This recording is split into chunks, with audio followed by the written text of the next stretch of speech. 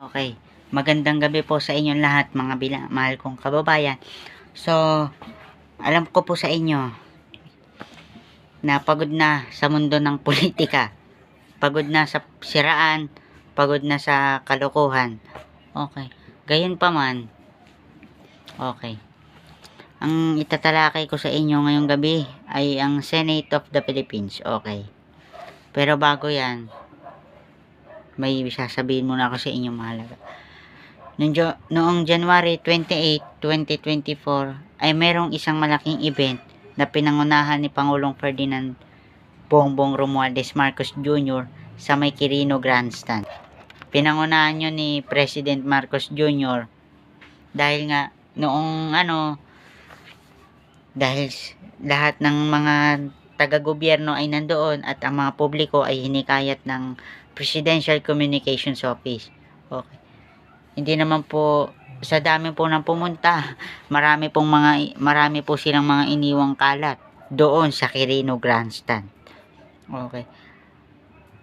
Sasabihin ko lamang po sa inyo mga minamahal kong kababayan. Pag kayo po ay pumunta sa isang malinis na lugar doon sa Quirino Grandstand, magbigay naman po kayo ng respeto.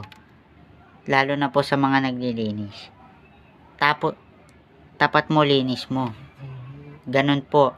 Tinisin po ninyo. Huwag po kayong magtapon basta-basta kung saan-saan. Yan po ay masama sa ating kalikasan. Tapos, pag marumi, hindi malinis ng ating pamahalaan, saan po ang sisi? Sa gobyerno. Kayo po itong nagkakalat. Yung mga nasa gobyerno naman po ang naglilinis ng mga kalat ninyo. Mas marami pa po yung bunganga ninyo kaysa sa tapo ng basura. Okay. Ngayon, dahil ang pag-uusapan natin ng Senado, pag isisingit ko rin dito yung People's Initiative o yung Charter Change, CHACHA. Okay. Para kasi sa akin yung People's Initiative, yung 1987 Constitution, batas pa rin yan. Batas pa rin ang laman ng 1987 Constitution. Lilinawin ko lang po, sapagkat yung People's Initiative, nagkakaproblema po sa Constitution crisis. Nagsisimula na po yung Constitution crisis. Diyan pa lamang po sa People's Initiative, nagkakaroon na po ng malaking problema o Constitution crisis ang ating mga mambabatas. Sapagkat ang Senado po ay binubuo lamang ng 24 Senates. Tapos yung kalahati, 6 years ang termino nila bilang senador. Si Senate President Juan Miguel Zubiri po, itataya niya ang posisyon niya bilang Senate President, hindi po para sa pagiging Pangulo, Senate President. Kung economic provision, ganon din naman po yung kay President. Economic provision, mga investment, kaya lamang po may mga kongresista, may ilang mga senador din po na hindi pumapayag, hindi po sila tutol. Tutol ako para naman marami tayong trabaho kasi kulang na kulang po ang Pilipinas sa trabaho. Kulang na kulang po ang ating bansa sa mga empleyado. Napakataas ng produksyon, napakataas ng gasolina, napakataas ng lahat ng presyo ng klase ng produksyong merkado. Okay. Sa akin pong palagay, hindi po oras ngayon ng bangayan sa People's Initiative. Ang People's ito po, tatapatin ko kayo.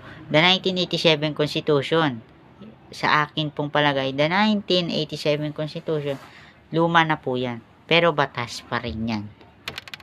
Ang gusto lang gawin ng mga senador at ng mga kongresista at ang buong sangay ng pamahalaan, gusto lamang po nilang magdagdag doon sa pagbabago ng 1987 Constitution. Well, hindi po, may ilan pong idadagdag sa 1987 Constitution. Yung termino ng Pangulo ay dadagdagan po. Kasi sa akin po, kulang po ang 6 years term for the presidency. Kulang na kulang po ang 6 na taon sa pagkapresidente.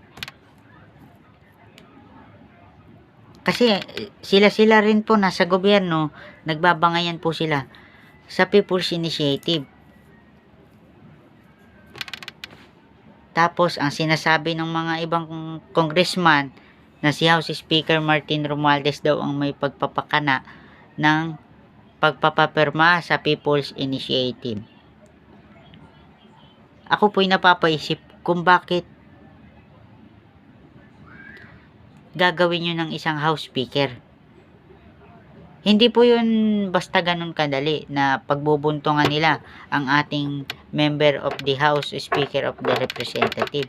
Sapagkat kanya-kanya po sila dyan. Hindi po sila dyan. Ang mga kongresista po ay nagkakaisa sa loob ng House of Representative. Kung pagkukumparahin mo ang dami ng senador, ng kongresista kaysa sa senador, mas konti po ang senador. Dahil ang Senado po ay binubuo lamang po yan ng 24 Senates. And the member of the Congress, 300 congressmen ang mas marami pa dyan. 300 of congressmen of the Philippines. Mas marami po ang kongresista kumpara sa mga senador. Dahil ang senador ay 24 lamang po sila.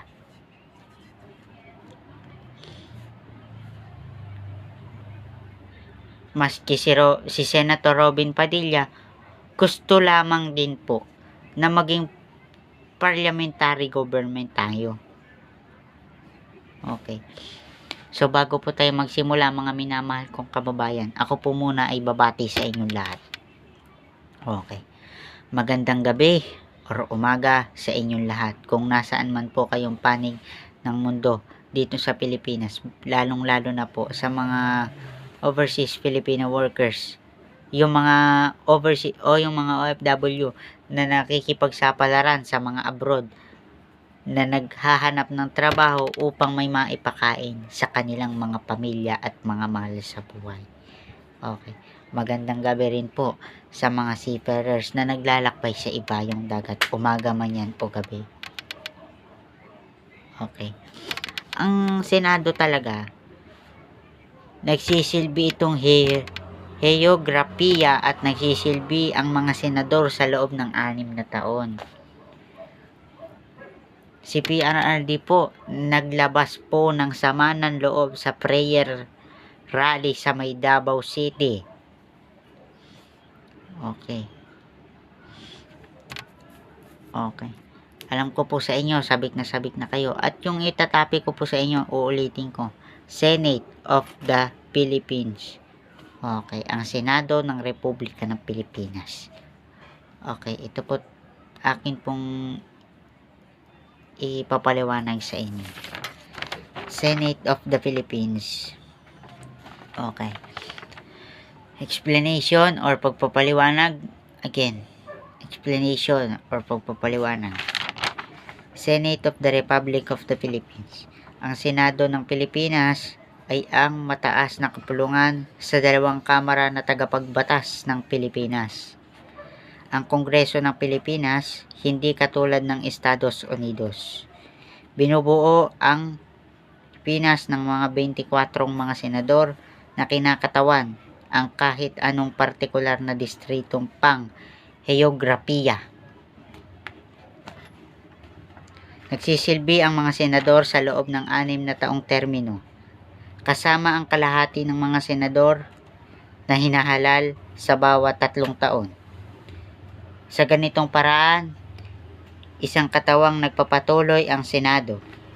Nang mabalik ang Senado ng saligang batas ng 1987 na nahalal ang 24 mga senador noong 1987 at nagsilbi hanggang 1992. Ang mga kandidato nang nagkamit ng 12 pinakamataas na bilang ng mga boto ang naglingkod hanggang 1998. Habang hanggang 1985 lamang ang sumunod na 12 taon.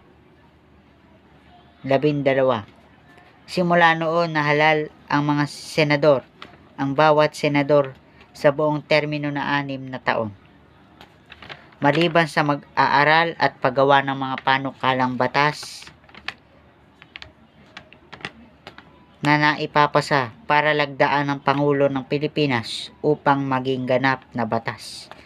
Ang Senado lamang ang kinatawan ng pamahalaan ng Pilipinas na maaaring magsabatas ng mga kasunduan sa ibang bansa at makapaglitis ng mga kasong pagkakatiwala. Okay. Ito, ang Senado. Kita nyo naman, may kodigo akong binabasa. Pero tumitingin ako sa camera. Sa totoo lang, ayoko talagang may kodigo. Kaya lang nasanay ako sa may ginagamit na scripted. Okay. Ang Senado ng Pilipinas ang pinakamataas na kabulungan sa buong mundo. Sa buong Pilipinas. Yan ang pinakamataas na kapulungan sa ating bansa. Hindi kagaya sa US o sa Estados Unidos sa Amerika nakalahating taon. Dito, 6 na taon hanggang 3 taon yung termino mo bilang isang senador ng Pilipinas. Nahahalal yung mga senador ng 1987, nagsisilbi hanggang 1992 at sa loob ng 3 taon at 12 taon, ito ang pinakamataas na bilang ng mga senador. Kung sa inyong palagay, kung kayo ang tatakbo bilang senador, ano ang inyong mga ipapasang batas? Ano ang inyong mga maisasagawa at maisasagawang batas? Yung makakatulong sa mga mahihirap na Pilipino. Ako kasi marami na akong plano. Pero marami sa akin ang nagtatanong na mga tao kung may ambisyon ba ako na pumasok sa mundo ng politika. Yes, meron. Alam yan ng aking mga kaibigan at ng aking mga pamilya, alam nila yan. Sapagkat kaya ako papasok, meron akong isang gampanin sa taong bayan. Hindi lang bilang isang mamamahayag, bukas ang aking tanggapan. Kung saan ako nag-vlog ngayon, itong opisina na ito, bukas sa publiko. Bukas ang aking tanggapan sa anong mga adhikain upang maisagawa. At sa paggawa ng aking mga vlog, ito'y ating kukunan ng video upang pag na-i-upload natin, mapapansin naman ito ng mga mambabatas. Bukas, uulitin ko, bukas ang aking tanggapan sa kahit anong adhikain. Kung itatanong ninyo kung saan ang aking bahay at ano ang aking address, dito lamang po ako nakatira sa Malanday, Valenzuela City. Napakaganda ng aming pamahalaan dito, pero I did not allow this administration of Mayor Wes Gatchalian. Okay. Bukas ang aking tanggapan upang marinig at malaman ang inyong mga hadikain.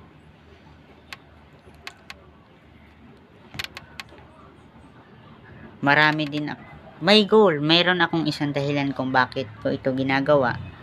At meron din akong isang goal kung bakit ako papasok sa mundo ng politika pagdating ng tamang panahon.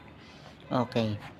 Siyempre, marami din akong mga naririnig sa mga Pilipino na kanilang mga hadikain. Meron mga hadikain yung ibang mga kababayan natin sa abroad. Dito naman sa Pilipinas, mas marami ang mga nagrereklamo, marami silang isinasuggest, katulad ng mga guro, mga mag-aaral. Napakalaki din po ng problema ng ating bansa, lalo na sa edukasyon. Ngunit inaayos at inahandle naman ito ng Department of Education at ng ating Vice Presidente. Una, may babanggitin ko sa inyo ang ilang mga dahilan kung bakit ako papasok sa politika. Okay. First, ang una kaya ako papasok sa politika, it's may dahilan. Ang first, ito ang una. Upang maging malinis ang Pilipinas, at ang aking syudad. Siyempre, bago ako tumakbo as the President of the Philippines, sa pinakamababang posisyon, this is my political position, na sa akin ay maging isa munang kagawad. At may uutay-utay natin yan, kagawad, and then barangay captain, and then ang next step natin maging isang congressman. Magiging congressman muna tayo. Lahat yan 6 years by 6 years, lahat yan.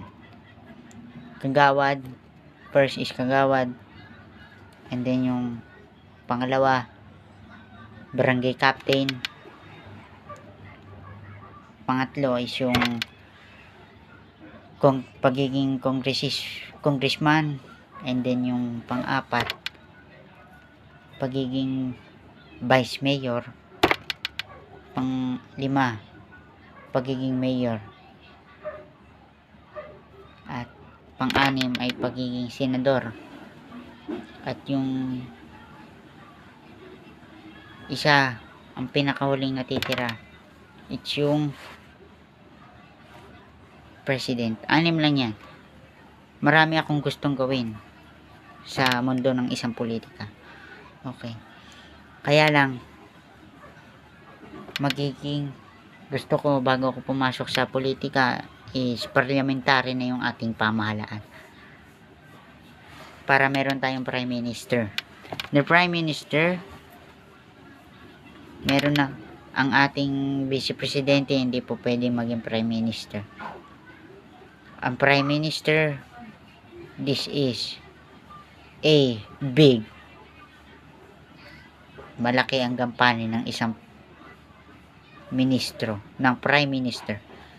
Okay.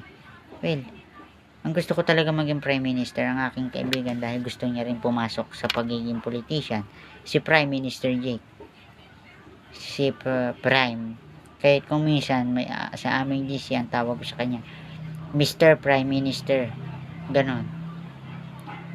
With all due respect, pero minsan nagtatawagan kami sa aming mga pangalan. Okay. Alam ko, mahirap pumasok sa mundo ng politika. Mahirap gawin ang lahat. Dahil nasa isa ka pa lamang LGU o local government unit.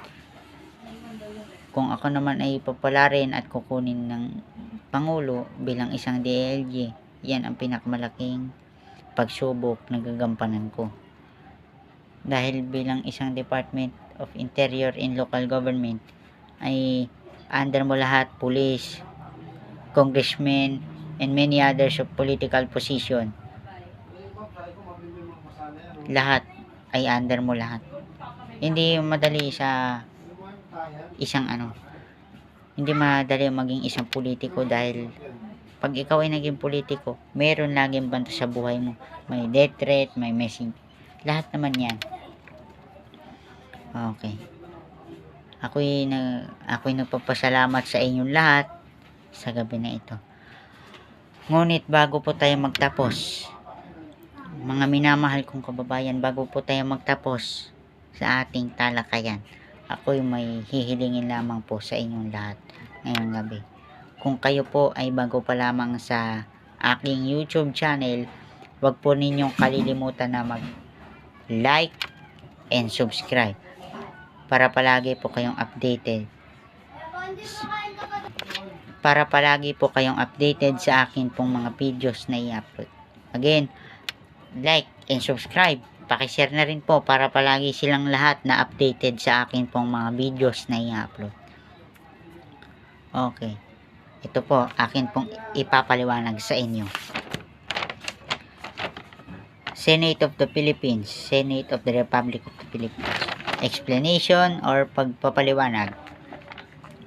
Again, explanation or pagpapaliwanag. Senate of the Philippines. Ang Senado ng Pilipinas ay ang mataas na kapulungan sa dalawang kamara na tagapagbatas ng Pilipinas. Ang Kongreso ng Pilipinas hindi katulad ng Estados Unidos. Binubuo ang Pilipinas ng mga 24 mga senador na kinakatawan ng kahit anong distrito at kahit anong partikular na distritong pang-heograpiya. Nagsisilbi ang mga senador sa loob ng 6 na taong termino. Kasama ang kalahati ng mga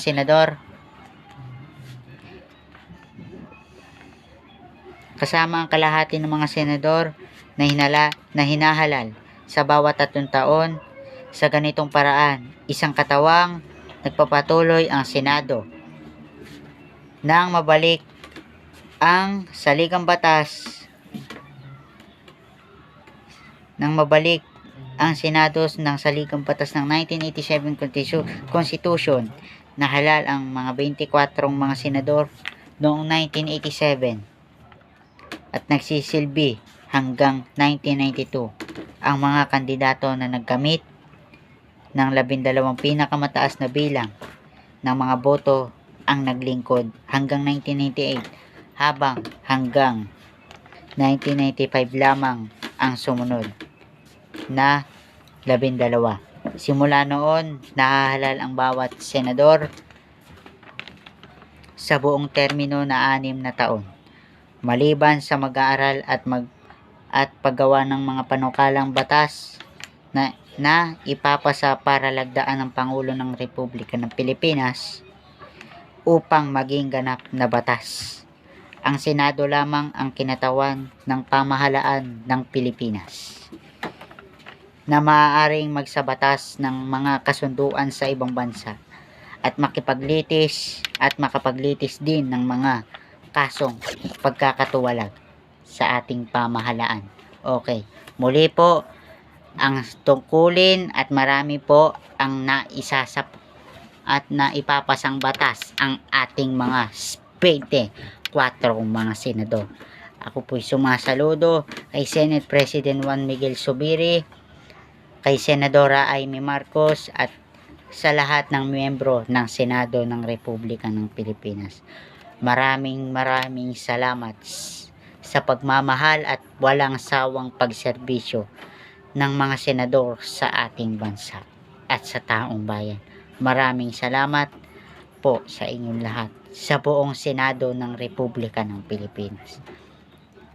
At muli, magandang gabi po sa inyong lahat at magandang umaga na rin po kung nasaan man po kayong panig ng mundo. Okay.